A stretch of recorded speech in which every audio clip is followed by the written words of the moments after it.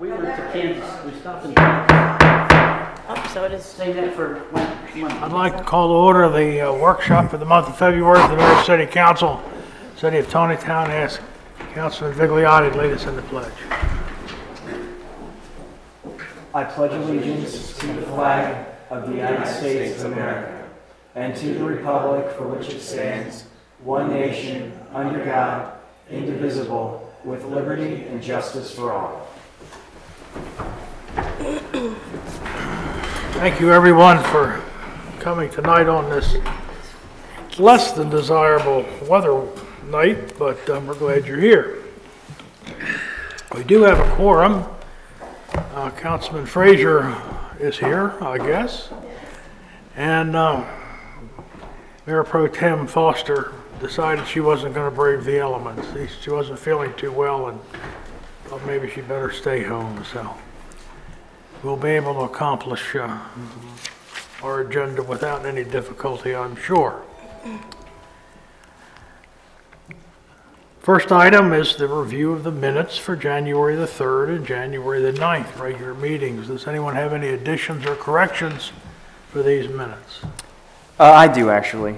On the January 9th minutes at the bottom of the page, when we're talking about fire safety, I think instead of protocol, it should probably say policies.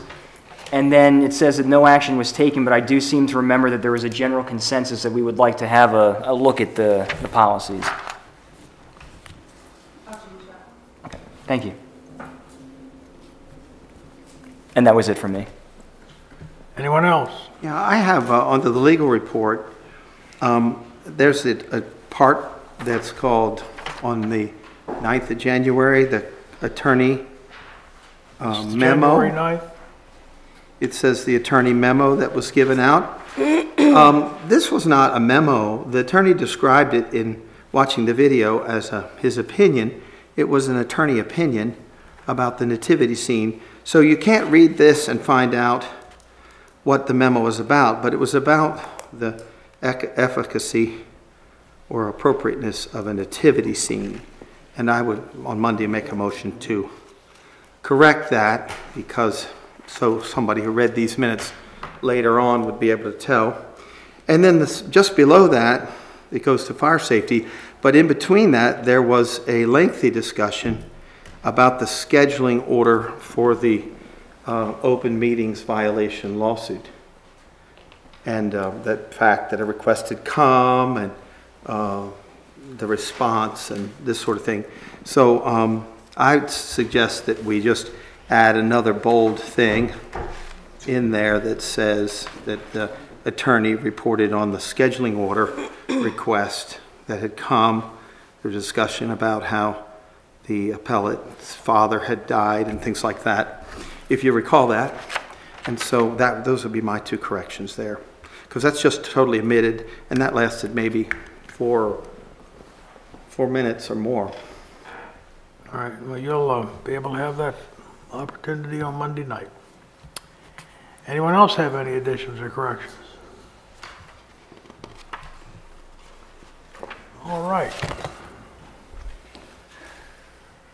Moving on to public comment pertaining non-agenda items. Does anyone have any comments tonight to make before we begin our... Remember, state your name and try to restrict your comments to 3 minutes. Can you hold a second? Okay. Can you program that for that? Catherine Adelaide, 9 Cortlandt Street. Thank you again for the clock. My first comment would be regarding the audit that was discussed last month. And again, Councilman Frazier raised the issue and nobody answered the question, and the question still needs to be answered. Who authorized the Davenport report in 2017, the spring of 2017? Councilman Frazier specifically asked them when they came here what the cost of that was. They refused to give that cost. Surely that cost has been finalized and that should be available to the public.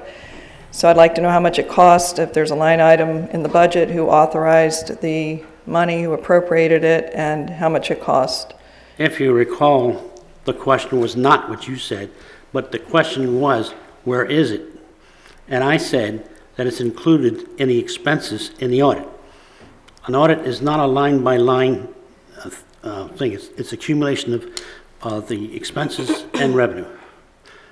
If something, Not if money, supposed if to. taxpayer money was spent for a report that wasn't properly authorized, that's a discrepancy that should have shown up in the audit. And why is it such a big mystery about how much money was spent by the city for that report? I mean, just bring it next month and let me take a look at it. I saw the Davenport report. It had the Yeah. information, not the Well, cost. you know what you have to do. Could you spell that out? Could I spell it out? U-Y-O-U, no, K-N-O-W. No, specifically, what are you suggesting? I'm suggesting is fill out a request for the information. Okay. All right, my next comment is I wanted to make the council aware that there is a new tool in the war on drugs. Attorney General Jeff Sessions has rescinded the Cole memo from the Obama administration, which said that medical marijuana, medical or otherwise, was a low enforcement priority. Robin Fraser and I met with Mr. DeLeonardo and Sheriff DeWeese before that time, and we were stunned at, like, if it was against federal law, why was it okay in the state law, and that they should take a stand and outlaw it in Carroll County.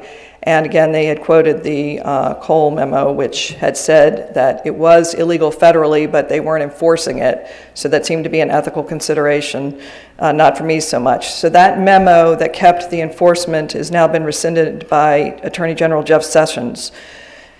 Sessions has instructed all U.S. attorneys to treat all cannabis-related activities like any suspected crime, instead of making them a low priority if they comply with state laws. The federal law, as you know, I mentioned before, was a Class 1 controlled substance and says that using and selling marijuana for any reason is a crime. And many of you had said, but the state legalized it. Well, in 2005, there was a Supreme Court case that said that the federal law I can finish my sentence. The federal law overrides the state law. So I wanted to give you that new information. But one thing we need to remember is that the sheriff and the attorney general are sworn officers of the state of Maryland, not the federal government. I would think that federal officers would have to enforce that law if indeed a Maryland law contradicted it. But that's just my opinion. They take an oath to uphold both the state and the U.S. Constitution. The state Constitution does I not. don't think it's in the Constitution, is it, about anything about marijuana? They take an oath to uphold both constitutions, and that means the U.S. Constitution What I'm includes saying when is- Congress makes a federal law that says something's illegal, you as a city council could pass an ordinance and be entirely within the law to make all cannabis inside of the city limits of Taneytown illegal. And you would be, someday you'll have to stand before God about this, but in the meantime, you could take a real stand about drugs. Well, again, And you have a new tool. I'm just not sure that that's in our purview. I don't think that we have, I mean, if we encounter this drug in the line of committing a crime, then certainly we need to act on it. But I don't know what you're asking for. I'm asking what I had asked for before, which is this city council can pass an ordinance that says all cannabis is illegal within the city limits of Taneytown and enable your police force. And I think some of them might have left because they can't do their job about drugs. I think it is. I think it's already illegal. Time's up. No, it's not. Medical marijuana, you have a medical marijuana growing truckloads of marijuana, sending it out for other people to have addiction issues. Anyway, this is brand new, law from, and actually even without the Attorney General, without those memos, which are advisory, the Supreme Court said that the federal law supersedes the state law. Got your point. Thanks. Okay, thank you. Anyone else? All right, let's move on to the question of the hour. Does any council member have a conflict of interest regarding any agenda items tonight? No, sir. No, sir. Resolutions, ordinances, and agreement. We have the adoption of the water allocation plan for February on the agenda for Monday night. Anybody have any questions on Resolution 2018-02? No, sir. All right, move on to the city manager's report. Pretty much redundant as last month. With the exception, I don't think we're going to make the 24th with the capital projects because that agenda is getting full. And to Councilman Frazier, I was trying to get to your report here. You asked the question, when does the retreat start? It starts 8 o'clock in the morning. Yeah, I remember it was late last year. Okay, very good. Thank you so much. I'll make No, a it's note of 8 that. a.m. now. Yeah, I'll make a note of that. Okay. Thank you so much.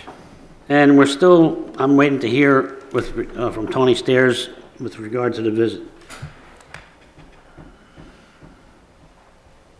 And that's it. Any questions for Henry? Any questions on any of the departmental reports?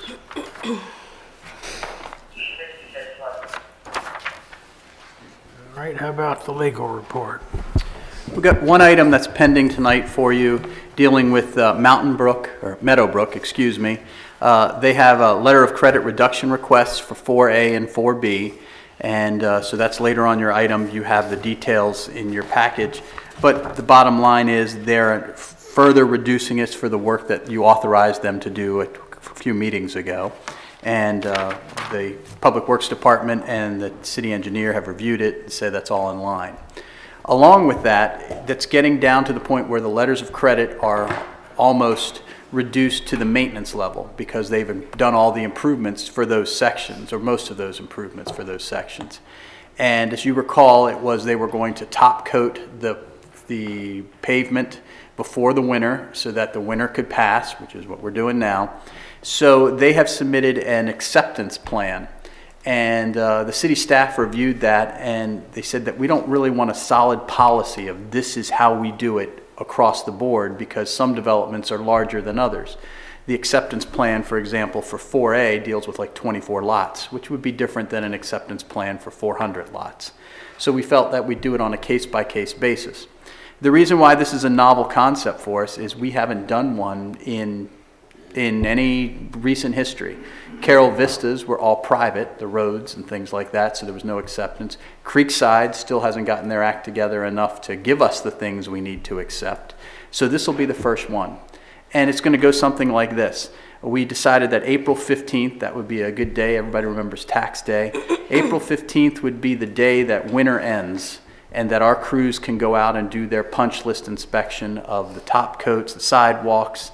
They can camera the sewer lines. They can do everything they need with the valve boxes. All the inspections would happen around April 15th to May 1st. And then the month of May, there would be any improvements that need to be done. So if there's repairs, they would send the crews out to do them in May. And at the same time, the lawyers for the developer would prepare the deeds that would transfer the roads to us and things like that. If all that gets done, then in June, it would be submitted to you all for a multitude of actions. The first one would be to reduce the letters of credit to 0 and replace them with a maintenance obligation, whether it be a bond or a letter of credit.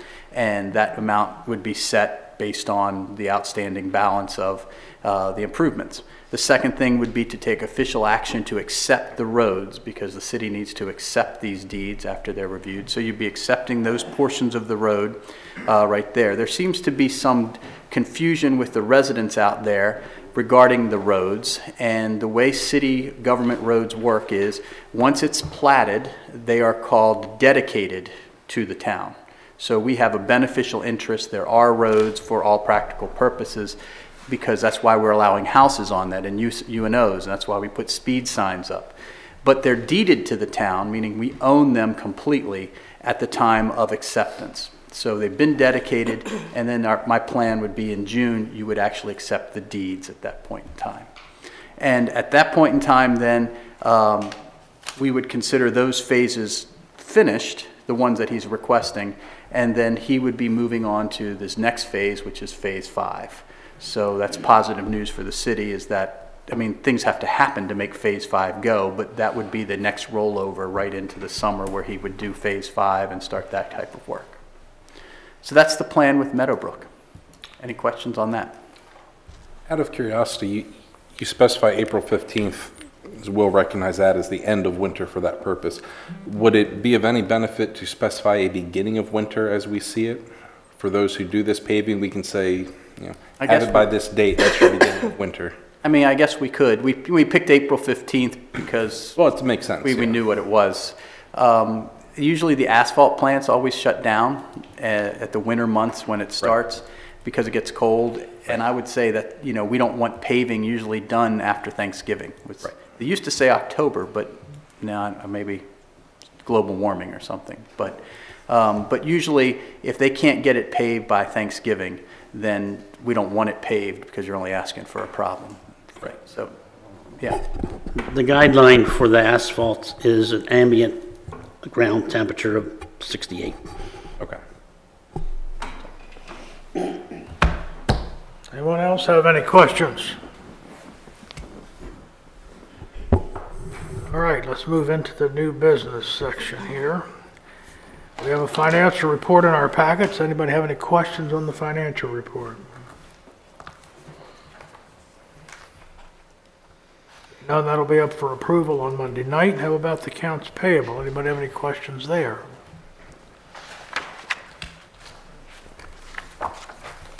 Hearing nothing, we also have the Meadowbrook letter of credit reduction that we just talked about, sections A and B.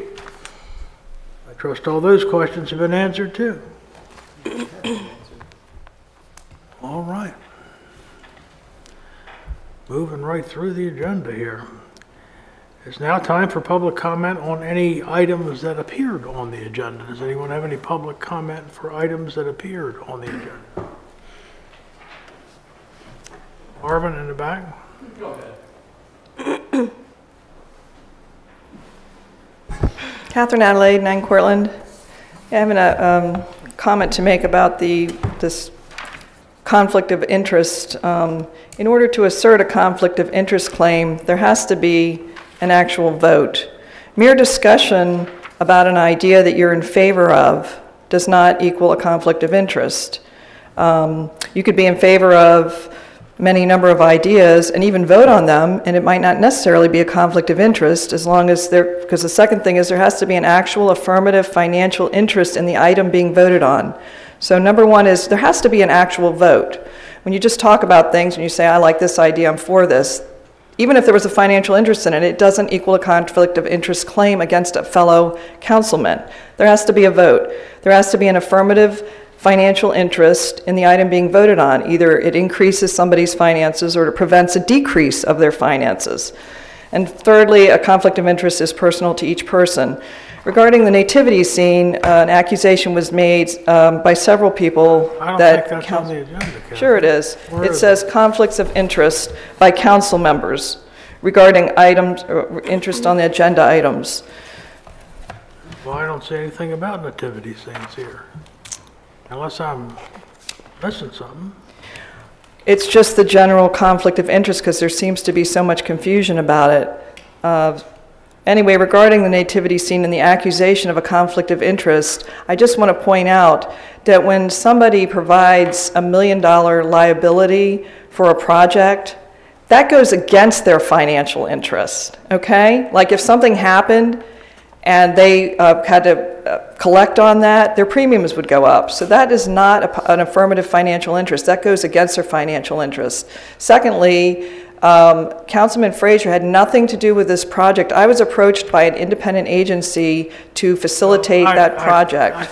I think I'm going to call you out of order, Catherine, because I don't think this has to do with anything we've talked about tonight. There's no sense in belaboring this thing month after month. If it's over, it's over. But I would like to ask our counsel if he agrees with anything that was just said regarding the conflict of interest. No. I would ask a question, if that's okay, before we leave this topic of this. So they don't have to actually have a vote? You can't have a conflict of interest if you don't vote on something. You never voted.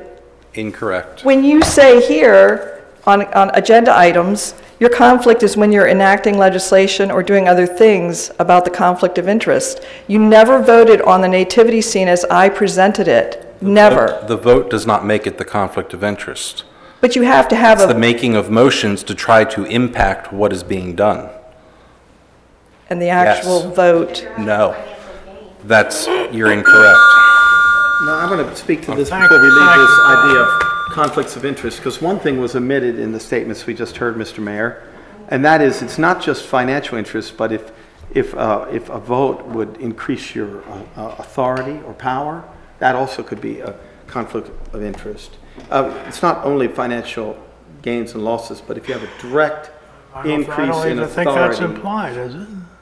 Well, just generally discussing, each week, and then even at tonight's meeting, we had to make a declaration right here on conflicts of interest, right here on the agenda. Yep. And so it's not just financial, but if you increased in power or authority. Well, very recently, we've had You some might want to recuse folks yourself. that have had conflicts of interest deny that they were and then move forward, which was a violation of what we already promised. Yeah, you But need to anyway, recuse yourself if you have a conflict of interest, or maybe leave the room before a vote is taken. Anyway, I think it's not really complicated to understand what a conflict of interest is. A conflict of interest is something that will benefit the individual over the general body. That's somebody that's got a conflict of interest.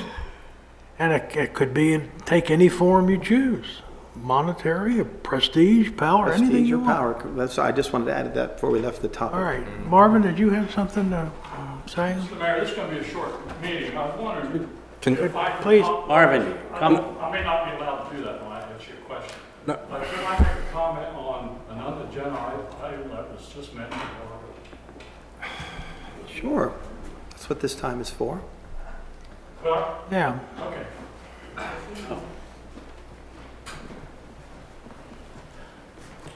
Marvin Flickinger, 80 East Baltimore Street, Taneytown.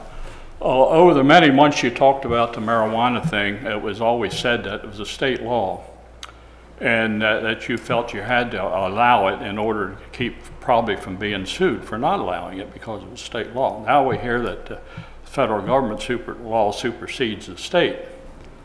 So I was wondering if you could have fought it then, because if you were going to get sued, they wouldn't be suing you, they'd be suing the state of Maryland, or the federal government, because it's a federal government law. So you could have fought it in all those months that you said you couldn't fight it. Well, Does that make sense? I don't know. I mean, the state is an autonomous being, and so is the city of Taneytown. And, you know, it depends on how you look at things. My personal philosophy is the state should have the final say above federal law, but that's a minority. Well, you have states' rights, but I just... Would you let him, please? But we have, Too hard for you Pardon? to share the case. Mr. Mayor, before we leave this Well, topic. I'm not worried about that. I'm just asking to make a statement. Well, I think the point is, why would we get Taneytown involved in that sort of a lawsuit? Yeah, we could fight it, but it's still going to cost the city money. It's a moral issue. So we're going to throw taxpayer money because you have a moral issue? Not me. I don't have a moral issue about going with what the state says is legal. I don't have a moral issue with medicinal cannabis. It has uses. Well, it's a dead issue, but I just No, want it's to not. If the Supreme Court ruled that the federal law supersedes the state law, I'm only informing you that you now have the power that you said you didn't have. You specifically said you didn't have it. And I still claim we don't. So thank you. Well, I can, it's Gonzalez versus Rate, Let's- 03-1454. let's end this discussion. There's nothing that we're going to do about Mr. Mayor, this tonight.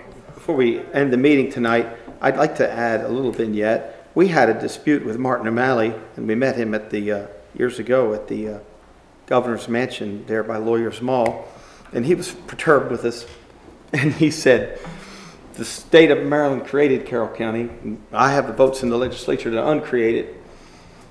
And the fact is that the state of Maryland was created by the state of Maryland, and municipalities were created by acts of the legislature.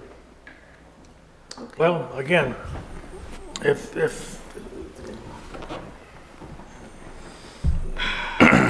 you look at who supersedes who, I mean, we fought a war about 150 years ago about whether the states had the ultimate right or the federal government had the ultimate right, and federal government won, so that's kind of the way that it's been for 150 years anyway. Our Constitution doesn't say that. But that's the Constitution says the exact opposite. You're a great Constitution proponent. If you read the Constitution, the states have the right to make those decisions, not the federal government. But the Supreme Court interpreted it and said on the specific thing of medical marijuana that the federal law, because it's a class 1 drug, could supersede the state law. And that's why even without the new memo being rescinded, which was advisory, I still believe you had the authority way back when I first brought this. I'm just trying to tell you, Jeff Sessions, the Attorney General now, has rescinded that memo, so there's one less thing if you were so inclined. he needs to send some G-men to Taneytown. Well, Jeff Sessions also said the best way to fix it would be to change the law, not to just supersede and let anybody override. That's true. They believe. Don't just read it the way you want to read it, the way you want to come across. Thank you very much. Medical marijuana people, the best way for them to get medical marijuana is to go through Congress because that becomes federal law, which I think they're trying to do. But in the meantime, the federal law does supersede the state law on that. It's just that was the argument being made, and it's new information. The bottom line is we will never cure the drug problem by adding more legal drugs to the drug problem. You know, there's been 2 more heroin deaths here. I talked to a drug recognition. To work against the opioid problem and the heroin problem and all the other things. Medical marijuana is not going to affect anything anyway. Yes, it is. It's a gateway drug, and true medical marijuana is available by a prescription. You're assuming people are going to abuse this drug.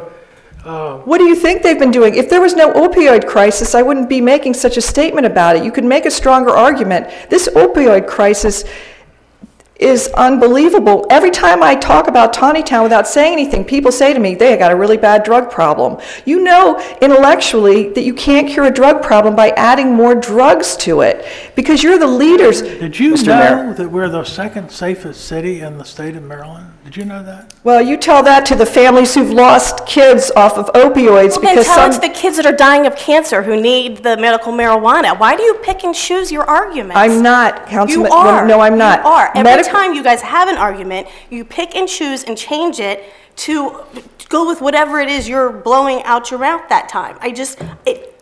When you say medical, this is completely unproductive. Mr. Mayor, there is one thing I need to say. All right. I need to be very clear about this. I'm going to call for adjournment as soon as you're finished. All right. A couple of years ago, remember we were having an issue with whether or not a dispensary could open up in town to actually sell marijuana. At the time, it was considered that a dispensary was only going to be selling medical marijuana, but whether it was only going to be medical marijuana or whether it was going to be recreational marijuana, every single member of this body had an issue with that. We did not want it sold in town. So we went ahead and we delved into our zoning codes and we redistricted this town to ensure that no dispensary would ever come near a residential neighborhood, would ever come near a park, would ever come near a school. We were being very proactive to head off a situation before it started. We led every other municipality in this county. The county was looking at us as a model for how to proceed with dispensaries. There were certain individuals in this room who were arguing against marijuana who also opposed the effort to redistrict. So let's keep that in mind as well in terms of context. well, I'm not taking anything away from not polluting. But you are. What you're doing is you're arguing that we have somehow given like a carte blanche to allowing marijuana Joe, everywhere in town. I'm saying there needs to be more effort. We have a pot factory growing pot, and medical marijuana, true medical marijuana, is FDA approved, available at your local drugstore. I'm not by a arguing doctor's with you on that prescription. point. The way that you're describing this is like we are somehow allowing, drugs to be sold out of every store in town, and that's simply not true. You know this especially because during this entire process, right? During this entire process, you were also trying to prevent marijuana from being sold. But rather than saying, hey, Mayor and Council, we really appreciate your efforts to try to redistrict this, to keep it away from kids, to keep it away from schools. Joe, I always said I appreciated that, and I gave But the impression you're Attorney giving here, Gullo. no, the impression that you're giving here tonight is that we are nothing but drug pushers, and that is totally inaccurate and wrong. I would like to call for a Then all motion of you to could adjourn. then you could take a vote to make it illegal, Joe. You could all take a vote to make it illegal in the city of Taneytown, all of it. Mr. then Mayor, I second that motion. All right, all in favor say aye. Aye. Opposed, like sign, so carried. Thank you all for coming. Have a happy Valentine's Day. All the guys get flowers for your ladies. And Sexist. Team USA, I hope you win at the Winter Olympics. I was a figure skater and a skier, so support the Winter Olympics. Thank you.